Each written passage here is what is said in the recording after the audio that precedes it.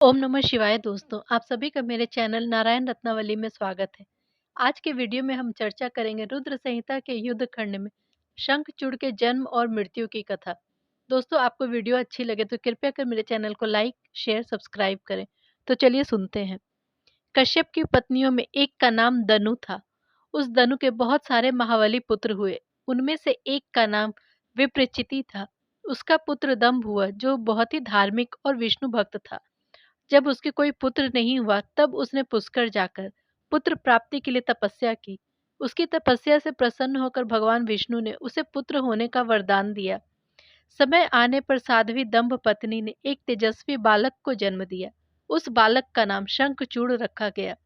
वह बालक बचपन से ही अत्यंत तेजस्वी था। उसने बचपन में ही सारी विद्याएं सीख ली थी। जब शंखचूड़ बड़ा हुआ, तब वह मुनि के उपदेश से पुष्कर में जाकर ब्रह्मा जी को प्रसन्न करने के लिए भक्ति पूर्वक तपस्या करने लगा। ब्रह्मा जी उसकी तपस्या से प्रसन्न होकर उसे वर मांगने को कहा। उसने वर मांगते हुए कहा, हे भगवान, मैं देवताओं के लिए अजय हो जाऊं। ब्रह्मा जी परम प्रसन्न होकर बोले, तथास्तु, ऐसा ही होगा। फिर उन्होंने शंखचूड़ को वह दिव्य कृष्ण कवच प्रदान किया, जो जगत के संपूर्ण मंगलों का भी मंगल करने वाला था। और ब्रह्मा जी ने उसे आज्ञा दी कि तुम बद्री वन को चले जाओ। वहां धर्मध्वज की कन्या तुलसी तपस्या में लीन है, तुम उसके साथ विवाह कर लो। उसी समय पुष्कर में ही जगत के मंगलों का भी मंगल करने वाले कवच को गले में बांधकर ब्रह्मा जी के आज्ञा अनुसार वह तुरंत ही बद्रिका आश्रम को चल पड़ा। शंखचूड़ उस स्थान पर जा पहुंचा जहां धर्मध्वज की पुत्री तुलसी तप कर रही थी। तुलसी से वहां शंखचूड़ की वार्ता हुई और ब्रह्मा जी की आज्ञा से दोनों ने वहीं पर गंधर्व विवाह कर लिया। जब शंखचूड़ ने तप करके वर प्राप्त कर लिया और विवाहित होकर अपने घर लौट आया, तब दानवों और दैत्यों को बड़ी प्रसन्नता हुई। दंभ कुमार शंखचूड़ ने भी अपने कुलगुरु शुक्राचार्य को देखकर बड़े आदर और भक्ति के साथ उन्हें प्रणाम किया। शुक्राचार्य ने सबकी सर्वसम्मति से शंखचूड़ को दानवों और असुरों का अधिपति बना दिया। शंखचूड़ अब देवताओं पर भी आक्रमण करने लगा और उनका संहार करना शुरू कर दिया। सारे देवता मिलकर भी उसके तेज को सहन नहीं कर सकते थे। इधर शूरवीर प्रतापी दंभ कुमार दानवराज शंखचूड़ ने संपूर्ण लोकों को जीतकर देवताओं का सारा अधिकार छीन लिया। वह त्रिलोकी को अपने अधीन करके संपूर्ण लोकों पर शासन करने लगा। उसके शासन में देवताओं के अलावा सभी लोग सुखी थे।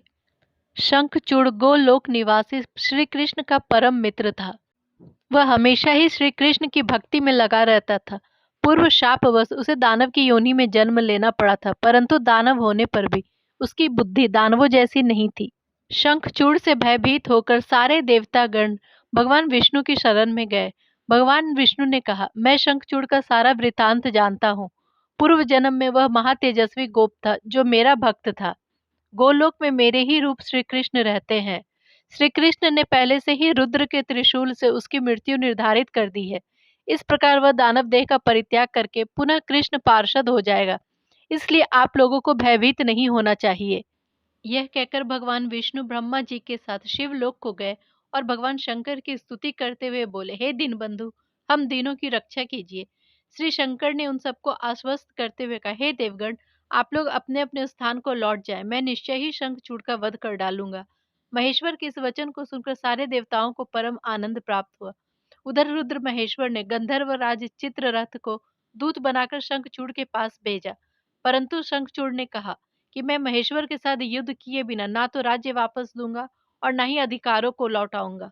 शिवदूत ने लौटकर अपने स्वामी महेश्वर को शंखचूड़ की सारी बातें सुना दी। भगवान रुद्र ने अपनी सेना के साथ युद्ध के लिए प्रस्थान किया। शंखचूड़ ने भी महल के भीतर जाकर अपनी पत्नी तुलसी से यह सारी बातें कही और युद्ध में जाने से पूर्व उसे ढाढ़स बंधाया। उसके बाद दानवराज ने कवच धारण करके अपनी सेना के साथ युद्ध के लिए प्रस्थान किया। घोर युद्ध प्रारंभ हो गया। उसी समय आकाशवाणी हुई, जब तक शंखचूड़ के हाथ में श्री हरि का परम उग्र कवच रहेगा और इसकी पतिव्रता पत्नी का सतीत्व खंडित नहीं होगा, तब तक इस पर जरा और मृत्यु अपना प्रभाव नहीं डाल सकेगी। अतः हे जगदीश्वर, ब्रह्मा के इस वचन को सत्य कीजिए। शिव जी ने उस आकाशवाणी को सुनकर उसे स्वीकार कर लिया और विष्णु जी को इस कार्य के लिए आगे प्रेरित किया। विष्णु जी ने एक वृद्ध ब्राह्मण का वेश बनाकर शंखचूड़ से भिक्षा के रूप में वह कवच मांग लिया। फिर शंखचूड़ का रूप धारण करके तुलसी के पास पहुंचकर उसके शील का हरण कर लिया। फिर भगवान विष्णु ने शंकर जी से अपनी सारी बातें बताई। तब शिव जी ने शंखचूड़ के वध के लिए अपना त्रिशूल हाथ में ले लिया। परमात्मा शंकर का वह विजय नामक त्रिशूल आकाश में चक्कर काटता हुआ शिव जी की आज्ञा से शंखचूड़ के ऊपर जा गिरा और उसने उसी क्षण उसे राख की ढेरी बना दी। महेश्वर का वह शूल मन के समान वेगशाली था। वह शीघ्र ही अपना कार्य पूरा करके शंकर जी के पास वापस आ गया। उस समय शिव जी के ऊपर लगातार पुष्पों की वर्षा होने लगी और ब्रह्मा, विष्णु, इंद्र आदि सभी देवता उनकी प्रशंसा करने लगे। दानवराज शंखचूड़ भी शिव जी की कृपा से शाप मुक्त हो गया और उसे उसके पूर्व रूप की प्राप्ति हो गई। शंखचूड़ की हड्डियों से शंख जाति का जन्म हुआ, जिस शंख का जल भगवान शंकर के अतिरिक्त सारे देवताओं को चढ़ाया जाता है। श्री हरि और लक्ष्मी जी को भी शंख का जल विशेष रूप से प्रिय है।